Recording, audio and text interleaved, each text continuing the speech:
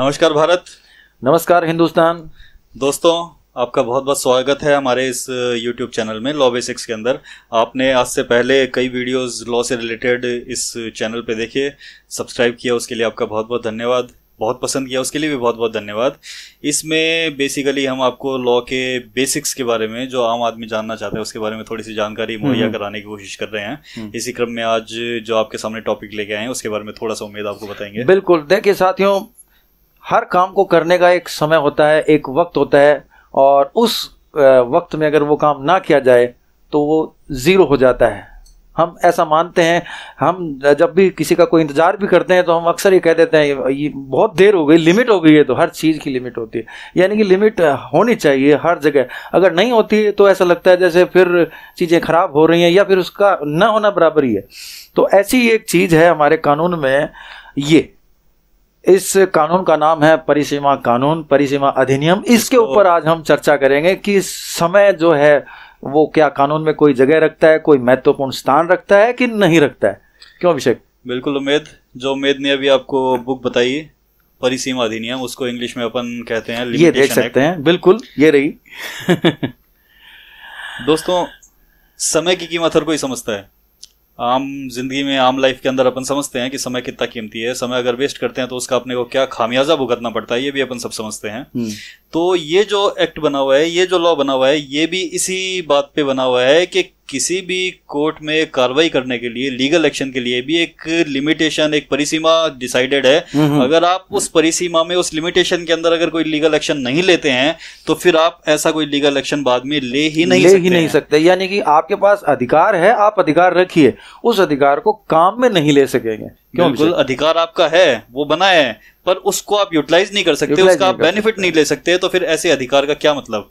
तो ये जो एक्ट है ये बहुत ही इंपॉर्टेंट एक्ट है। आपको कोर्ट के अंदर कोई भी प्रोसीडिंग के अंदर जाना है तो दोस्तों इस लिमिटेशन एक्ट के बारे में बहुत ध्यान रखना पड़ेगा, बहुत गौर से सुनना पड़ेगा, तो ही आप इसको समझेंगे, तो ही आप लीगल एक्शन आगे ले पाएंगे। हमारे जो व्यूअर्स हैं वो इस बात को समझ चुके हैं। मैं इसलिए कहना चाहता हूं क्योंकि प्रीवियस वीडियो जितने बनाए उनमें हमने कहीं ना कहीं समय का उल्लेख किया है। 30 दिन, 15 दिन, 20 दिन, 12 साल ऐसा बोला हुआ है, 7 साल भी बोला हुआ है हमने कहीं, अगर हमारे व्यूअर्स ने ध्यान से सुना है तो समय का अपना एक रोल है, एक मतलब है। और ये जो कानून है ये किस तरह से हमारे व्यूअर्स के काम आ सकता है, ये आज हमें बताना है। बताओ अभिषेक थोड़ा सा। दोस्तों, उमेद ने अभी बताया कि आपने हमारे प्रीवियस वीडियोस के अंदर लिमिटेशन सुनी है, किसी में 30 दिन, 15 दिन, 7 दिन, 12 साल। मैं थोड़ा सा एक्सप्लेन कर दूं। जैसे हमने एक प्रायर वीडियो डाला था सिविल डेथ के ऊपर, सिविल डेथ के अंदर एक टाइम पीरियड स्पेसिफाई किया था।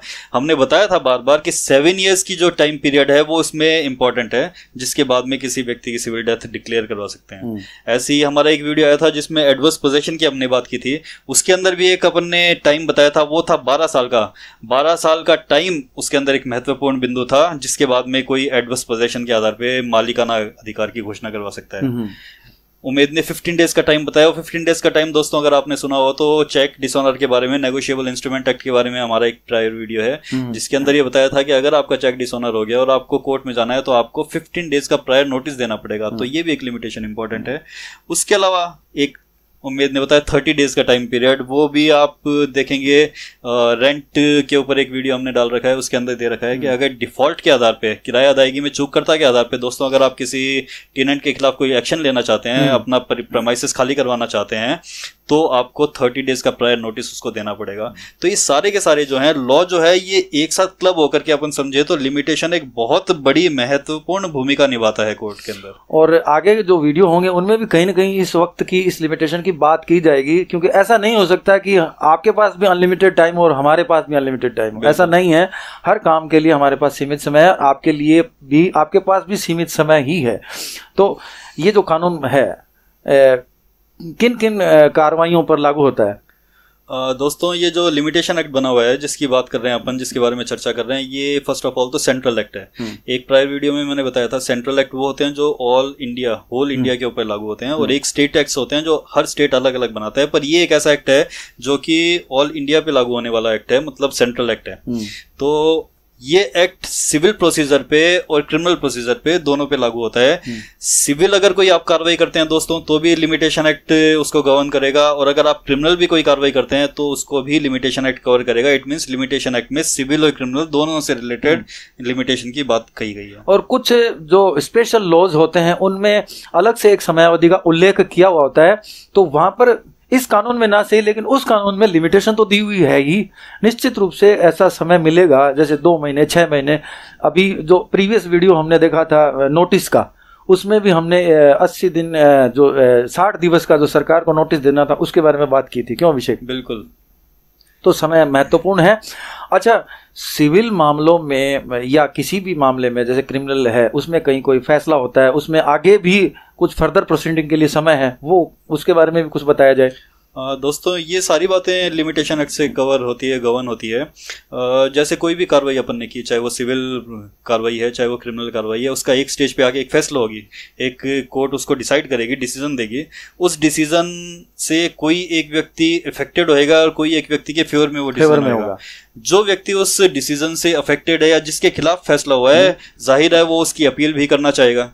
तो ये अपील कितने टाइम में हो सकती है, इसकी जो लिमिटेशन है ये भी इस लिमिटेशन एक्ट में डिसाइडेड है, डिफाइंड है।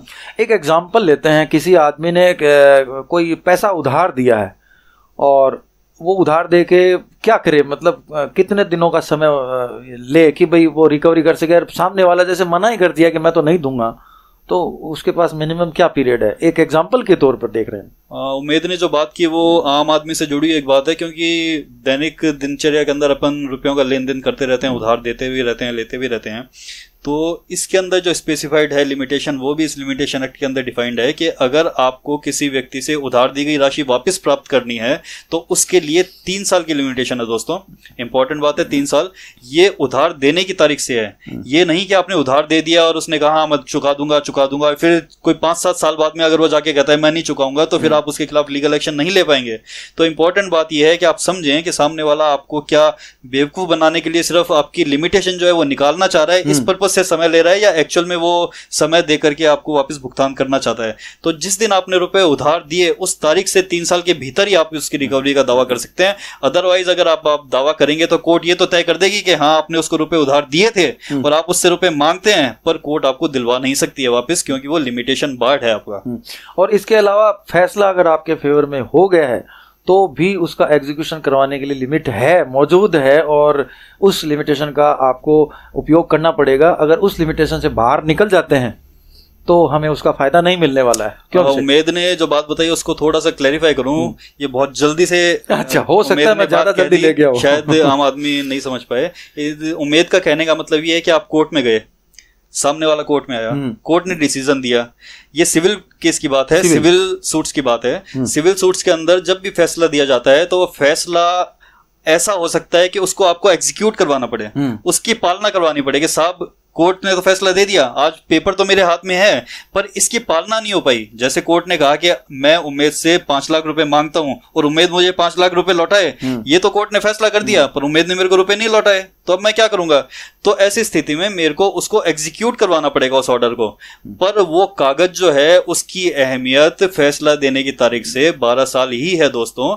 मतलब एग्जीक्यूशन की भी लिमिटेशन है जो 12 साल है। अगर उस कागज को लेके मैं बैठा रहूं 13वां 14वां 15वें साल में जाके कोर्ट को कहूंगे साहब आपने ये फैसला दिया था मेरे फेवर में और मेरे को अभी तक रुपए नहीं मिले, आप रुपए दिलाओ, तो कोर्ट कह देगी नहीं अब आपको रिलीफ नहीं मिल सकती है क्योंकि उसकी लिमिटेशन जा चुकी है। तो कोई फैसला है, पेपर जो है जो जस्टिस आपके हाथ में है, उसको एग्जीक्यूट करवाने के लिए भी लिमिटेशन है।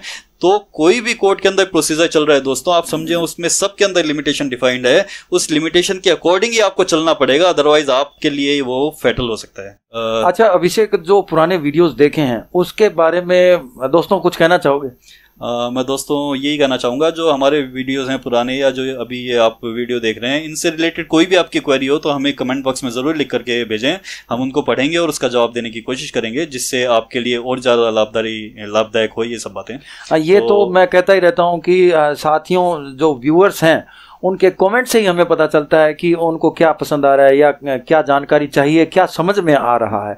और आज के वीडियो के बारे में भी मुझे इंतजार रहेगा कि उनके कमेंट्स आएं और कुछ ना कुछ प्रश्न आने चाहिए, क्यों अभिषेक? बिल्कुल। तो आज के अंक से होंगे तभी उसके जवाब निकल पाएंगे और तभी अपन एक दूसरे को समझा पाएंगे ढंग से।